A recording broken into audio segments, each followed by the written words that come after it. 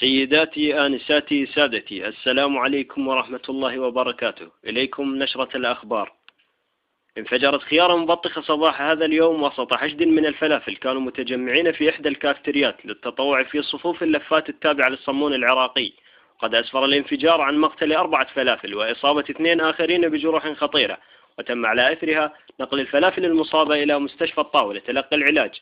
وفي حادث منفصل قتل طرشي وأصيب آخر بانفجار عنبة ناسفة في حي الزيتون شمال شرق القرنابيط.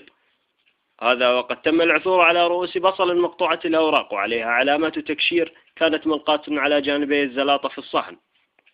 انفجر قورة شاي بالقرب من منطقة الصينية، وقد أسفر الانفجار عن كسر 4 استكانات وشرق 3 أصحن وفقدان خاشوقتين، غير أن المشخلة لم يعلم عن حالها فعدت في عداد المفقودين.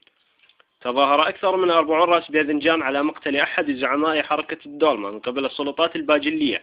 قد أدت المظاهرة إلى إلحاق خسائر فادحة بالبإذنجان وسقوط أكثر من 30 حبة باجلة في جدر المرق الواقع على الشريط الحدودي. للطباخ أحمد الصالح.